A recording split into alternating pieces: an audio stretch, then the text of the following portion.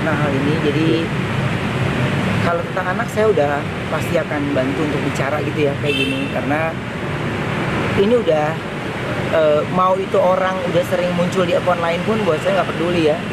Jadi apa yang saya mau lakukan udah pokoknya saya selama saya masih bisa membela anak-anak saya, ya pasti saya akan bela dengan cara saya sendiri gitu.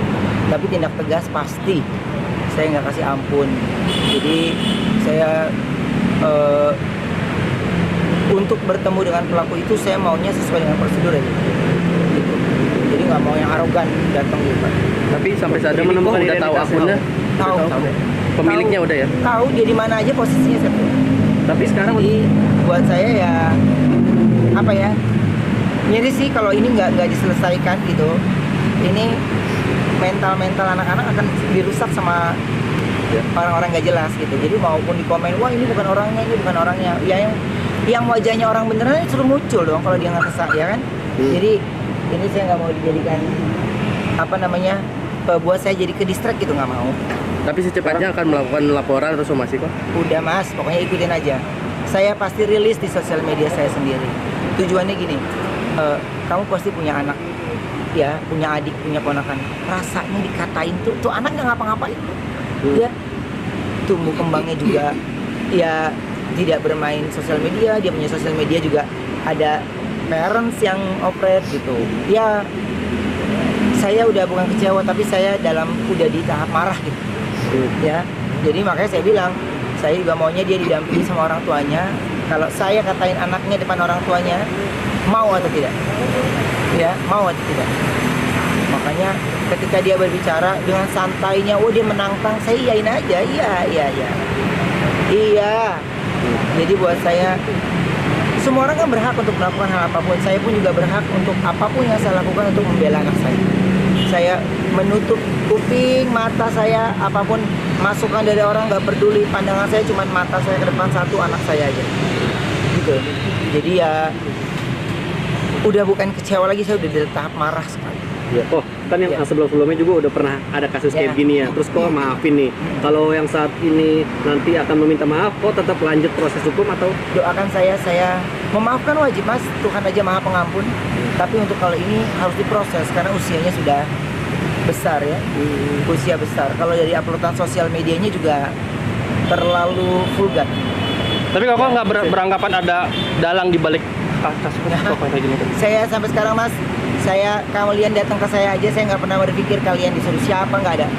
Saya selalu, doa saya bertambahnya saya usia itu adalah saya pengen punya pikiran yang selalu positif dan saya harus punya berprasangka baik. Tadi kalau nggak dia ngomong kita support kok, gue nggak akan turun. Karena buat gue semua orang pasti punya ceritanya, semua orang punya rasa traumanya. Tapi ketika ada satu kata-kata dari dia ngomong begitu, oh gue baru mau turun. Karena gue lagi konsen ke sini, jangan di simpang siurin lagi pemberitanya. Jadi gue fokus nih pembulian anak ini yang menurut gue lo nggak bisa, bapaknya masih hidup sih buat gue kelar. Siapapun buat gue mah, siapapun buat gue nggak pernah mau nyenggol orang gitu. Bukan ya kita nggak mau nyenggol, kita nggak peduli ya, karena buat gue ini urusan hidup gue udah ribet banget ya. Jadi gue untuk ngurusin orang nggak. Tapi kalau gue bisa sampai nggak tenang ya, wah itu sih udah lo bikin tidur gue nggak tenang. Jadi ya lo harus tahu bagaimana rasanya ya ketika gue ngerasain sakit sekali anak gue digituin. Jadi banyak orang yang artis ini juga begini kok Ben, artis itu begini. Oh enggak, gue tidak mengatasnamakan artis lain gitu. Maksudnya kan dia sering membuli anak-anak artis lain katanya gitu. Tapi gue nggak mau. Ketika gue membuat laporan pun gue tidak mau mengatasnamakan artis ini gitu, nggak mau. Tapi gue cuma mau ngejalanin berdasarkan ya ini gue udah marah gitu. Ya udah marah banget. Jadi udah, kalau denger lu ngomong begini aja nanya ke gue emosi banget, kesel gitu. Cuman ya ini bukan masalah level lo berantem, bukan. Tapi ini masalah gokil loh. Ini orang semakin menantang terus dan dia semakin menjadi-jadi gitu. Ya nggak apa-apa. Tadi juga ketemu ada Bang Minola kok. Kalau dia anak-anak tahu nggak soal dia di ini sama ini? Nggak nanya.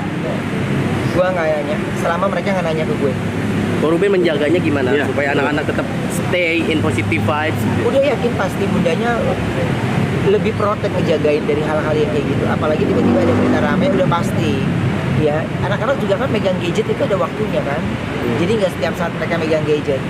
Hari-hari mereka pulang sekolah pun istirahat, mereka makan, udah ada kegiatannya. Aku yakin nggak usah mesti dikonfirmasi, aku tahu banget. Jadi bundanya udah pasti ngisi kegiatan-kegiatan anak-anaknya dengan begini gitu. Tanpa ada yang seperti ini pun sudah pasti.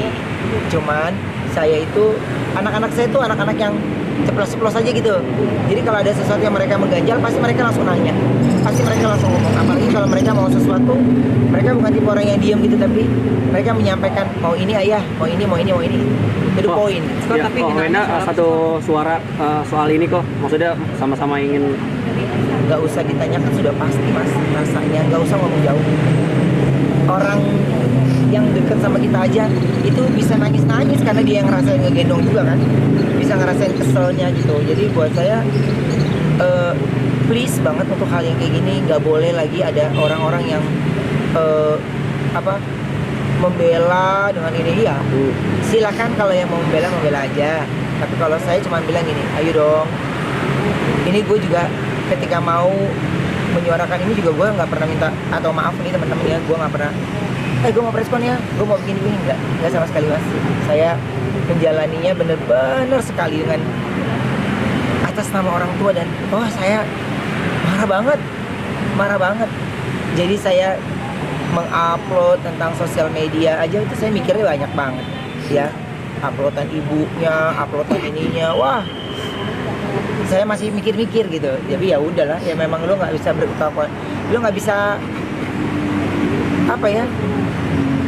semuanya lo baikin gitu, nggak bisa kayaknya untuk hal yang kayak gini. Jadi kalau saya nggak ada, intinya memaafkan ya, dicoba ya.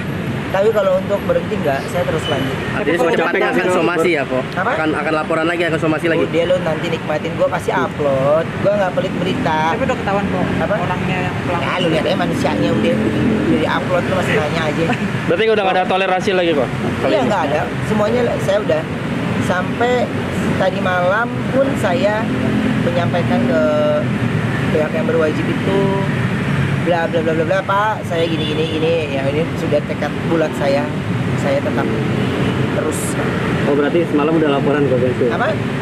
Tadi kan Bensu bilang Enggak, tadi malam konfirmasi lagi kan, ini perkembangannya secara ini udah dikonfirmasi gitu. Jadi saya bilang, Pak, saya tetap tidak akan mencabut laporan.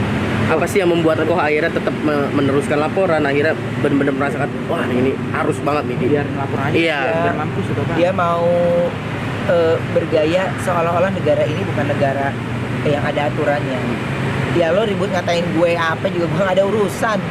Ya orang juga udah lihat gue kayak gimana gitu. Saya udah bertambahnya usia saya, mas, saya bilang saya udah nggak mikirin gue harus begini, gue lah. Tapi saya pengen di usia saya ini, saya kepengen saya bisa berdiri terdepan untuk anak-anak saya gitu.